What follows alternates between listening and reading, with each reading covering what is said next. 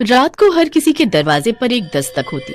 लोग अब इस दस्तक से डरने लगे थे और डर के मारे कोई आवाज सुनकर भी अपना दरवाजा नहीं खोलता था और ना ही उठकर देखने भी जाता कि कौन दरवाजा खटखटा रहा है। हर रोज आधी रात को हर घर की दस्तक पर एक ही आवाज आती, लड्डू दे दो, लड्डू दे दो, भूख लगी है, लड्डू दे दो। अरे राघव, ये रोज रोज कौन है इस इलाके में जिससे आधी रात में ही लड्डू खाने की भूख लगती है?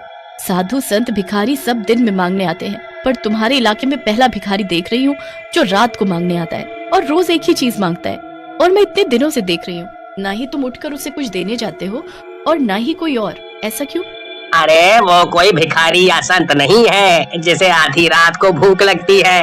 वो कोई चुड़ैल या पिशाचनी है, तभी आधी रात को मांगने आती है। कोई आम इंसान होती तो दिन के समय आएगी ना। इतनी अकल नहीं है तुम्हारे पास। अरे चुड़ैल होती तो वो लड्डू क्यों मांगती? कभी सुना है किसी चुड़ैल भूत या पिशाच के बारे में कि उसे लड्डू पसंद हो? वो खौफनाक ताकत तो खून और मांस के भूखे होते हैं, ना कि लड्डू पेड़े के। इन दोनों की ऐसी ही बहस चलती रही। बात ये थी कि राघव इस मोहल्ले में सालों से रह रहा था, पर सोनी की शादी राघव से कुछ ही दिनों पहले हुई थी और वो इस मोहल्ले में नई थी, तो उसे पता नहीं था कि यहाँ चुड़ैल का रात को लड्डू मांगना आम बात थी लोगों के लिए। पर डर के मारे सब लोग सिर्फ सुनते ही थे। किसी ने उठकर कभी देखने की हिम्मत नहीं की कि लड्डू मांगने वाली चुड़ैल देखने में कैसी है। फिर अगली रात, लड्डू दे दो, भूख लगी है, लड्डू दे दो। कोई जवाब न मिलने पर वो एक दरवाजे से दूसरे दरवाजे गई और फिर से वही दोहराने लगी, लड्डू दे दो, भूख लगी है, लड्डू दे दो। फिर एक एक करके वो सारे घरों के दरवाजों पर जाती है और एक ही चीज दोहराती। हर रात वो बिना लड्डू के ही वापस आ जाती, पर फिर भी पता नहीं क्यों उसने ये नियम बनाया हुआ था। एक दिन सोनी सोचती है, क्यों ना आज मैं सोने से पहले लड्डू दरवाजे पर रख दूं। बेचारी कोई हर रात लड्डू मांगती है पर कोई उसे देता नहीं है। क्या पता लड्डू खाकर वो मांगना बंद कर दे। पर राघव को बोलूंगी तो वो नहीं मानेंगे। किसी बहाने से बोलती हूँ। फिर सोनी राघव को फोन करती है, सुनो राघव, आज आते समय रात को लड्डू लेते आना, मेरा बहुत मन है लड्डू खाने का। नहीं नहीं, सिर्फ लड्डू ले आना।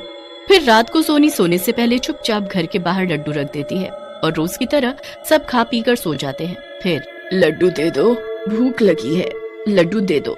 अरे आज ये लड्डू किसने रखे? किसका घर है ये? चलो कोई अच्छा इंसान लगता है, चलो आज की खोज यहीं खत्म हुई। चुड़ैल आधा लड्डू खा लेती है और आधा वहीं रखा छोड़ देती है। फिर सुबह सोनी दरवाजा खोलती है तो देखती है, अरे ये आधा लड्डू यहीं छोड़ गई वो मांगने वाली।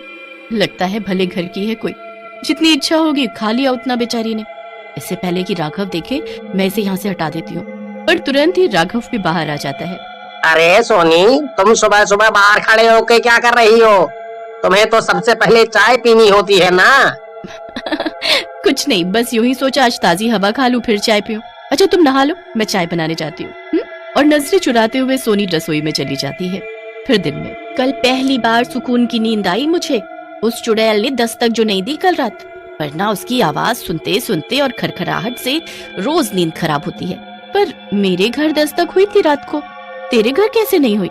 हो सकता है उसे मनचाही चीज मिल गई हो या फिर उसका मन बदल गया हो, इसलिए बीच से ही चली गई। जो भी है, सुकून भरी रात निकली कल की। सोनी फिर रात को एक लड्डू दरवाजे पर रख कर सो जाती है और रात को चुड़ैल रोज की तरह आती है, पर लड्डू दिखते ही आधा खाकर आधा वहीं रख कर चली जाती है और वो आधा लड्डू सोनी खा जाती है सुबह राघव की डांट से बचने के लिए। अरे आजकल लड्डू वाली चुड़ैल नहीं आ रही, क्या चक्कर है? कहीं मरवर तो नहीं गई? तभी रेखू भागे भागे आती है। अरे बहनों, तुमने सुना दूसरे मोहल्ले में भी आजकल लड्डू मांगने वाली चुड़ैल का खौफ चल रहा है। अच्छा, तभी आजकल यहाँ सुकून की रात बीत रही है। तुम लोगों ने तो इस बेचारी का मजाक बना लिया है। क्या पता वो भूखी रहती हो या कोई मजबूरी हो उसकी। मेरे सामने ये सब बातें मत करो। और वो तनतनाती हुई गुस्से में अपने घर में आ जाती है। अरे विमला, ऐसा भी क्या लगाव है इसे चुड़ैल से जो उसकी बुराई न सुनी जाती इससे? जब भी बात करो उसके बारे में अलग ही तेवर होते हैं इसके तो, जैसे कोई सगी संबंधी हो। फिर आधी रात को राघव पानी पीने के लिए उठता है। अरे सोनी कहाँ चली गई? रात को तो यहीं सोई थी। सोनी, सोनी, अरे कहाँ हो तुम? राघव पूरा घर छान मारता है पर सोनी कहीं नहीं मिलती। अरे कहीं वो चुड़ैल मेरी सोनी को खा तो नहीं गई? जरा बाहर जाके देखूं तो। दरवाजे पर उसे आधा लड्डू रखा दिखता है। आधा लड्डू? ये किसने रखा यहाँ? ये क्या हो रहा है मेरे घर में? सोनी गायब है, दरवाजे पर लड्डू रखा है। अब इस समय मैं किससे मदद मांगू? सब घोड़े बेच के सो रहे होंगे। तभी एक हल्ला सुनाई पड़ता है जो कि दूसरे मोहल्ले से चिल्लाने की आवाजें आ रही होती हैं। अरे लड्डू वाली चुड़ैल के पीछे मेरी बीवी भी भागी जा रही है, कोई रोको उसे, वरना वो भी चुड़ैल न बन जाए कहीं। बीवी चुड़ैल के पीछे? धन्यवाद भाई, आप इस समय मेरी मदद के लिए आए, वरना आज तो मैं अपनी बीवी से हाथ धो बैठता। राघव फिर सोचता विचारता अपने घर वापस आता है और वो देखकर दंग रह जाता है। अरे ये सोनी कैसे भुक्कड़ों की तरह लड्डू खा रही है, और ये तो थोड़ी देर पहले थी नहीं यहाँ। क्या चल रहा है ये? अरे सोनी, मैं तुम्हें कब से ढूंढ रहा था, कहाँ गई थी तुम? और ये इतनी रात को इतने सारे लड्डू खा रही हो? तबीयत तो ठीक है तुम्हारी? और ये इतने लड्डू आए कहाँ से? सोनी लाल आंखों से तिरछी निगाहों से राघव को घूरती है। ये रूप देखकर राघव डर जाता है।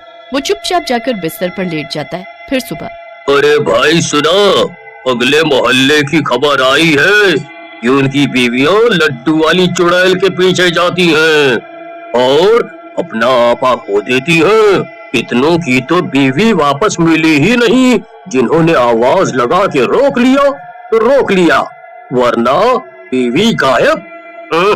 ऐसे कैसे हो सकता है? हमारे मोहल्ले में भी तो चुड़ैल कब से लड्डू मांग रही है, पर यहाँ तो ऐसा नहीं हुआ कभी। ओहो, क्योंकि हम लड्डू देते नहीं ना। उस मोहल्ले में उनकी बीवी बाहर चुड़ैल के मांगने पर लड्डू देने चली जाती थी और फिर ये सब होने लगा। फिर रात को, अरे सोनी सुनो, मुझे सुबह जल्दी ऑफिस जाना है, तो कल जल्दी उठ जाना, नाश्ता बना देना। ठीक है। फिर वो दोनों सो जाते हैं। आधी रात को राघव जब उठता है तो फिर सोनी को गायब पाता है। राघव सोनी को पूरे घर में आवाज देते हुए ढूंढता है, पर सोनी कहीं नहीं मिलती। राघव घर के बाहर देखने जाता है तो देखता है कि दरवाजा खुला है। अरे आज ये दरवाजा कैसे खुला रह गया? रोज तो मैं खुद बंद करके सोता हूँ, लगता है जल्दी में खुला छोड़ दिया मैंने कल रात। तभी उसकी नजर वहीं पर रखे आधे लड्डू पर पड़ती है। राघव उसी समय गलियों में सोनी को ढूंढने लगता है। वो यहाँ वहाँ सोनी को हर जगह ढूंढता रहता है, पर वो नहीं मिलती। राघव टेंशन में घर आता है तो देखकर दंग रह जाता है। अरे सोनी, ये तो घर पे ही है, पर मैंने तो पूरे घर में देखा था, तब तो कहीं नहीं मिली। पर ये कर क्या रही है? सोनी फिर से ढेरों लड्डू खा रही होती है, वो भी भुक्खड़ों की तरह, जैसे कभी उसने लड्डू देखे ही ना हो। राघव को ये सब बहुत अजीब लगता है। सोनी बस उसे गुस्से की निगाहों से देखती है और फिर लड्डू खाने लगती है। फिर जाकर कमरे में सो जाती है। सोनी के सोने के बाद राघव देखता है तो वहाँ ढेरों लड्डू रखे होते हैं। ये क्या माजरा है? मेरे तो सर की नस फट जाए लगता है। रात को सोनी का व्यवहार कितना अजीब हो जाता है और सुबह ठीक रहती है, पर हुआ क्या है इसे? पता करना पड़ेगा कैसे भी। अगली रात राघव सोता नहीं है और जैसे ही सोनी उठकर बाहर जाने लगती है, राघव भी चुपचाप उसकी जासूसी करने लगता है। वो देखता है कि सोनी ने एक लड्डू बाहर रखा, जिसे चुड़ैल ने आधा खाया और आधा सोनी को खाने को दिया। फिर वो चुड़ैल के पीछे पीछे जाने लगी। पीछा करने पर उसने पाया कि सोनी भी एक चुड़ैल के रूप में बदल गई और दूसरे मोहल्ले में लड्डू मांगने वाली कोई और नहीं, सोनी चुड़ैल ही है। वो देखता है कि सोनी चुड़ैल घर घर लड्डू मांग रही है और जो भी लड्डू देने आती हैं औरतें, उनको आधा लड्डू खिलाकर वश में कर ले रही है और एक सुनसान जगह पर जाकर वो उन औरतों को लड्डू में बदल देती है। चुड़ैल उन औरतों से बने लड्डू को एक थैले में भरकर रखती जा रही थी और फिर सोनी अपने इंसानी रूप में आके घर वापस आने लगती है। राघव जल्दी से घर आकर बेड पर आंखें बंद करके लेट जाता है। आज उसने सच का पता तो लगा लिया था, पर सच इतना भयानक था कि उसकी नींद ही उड़ गई थी।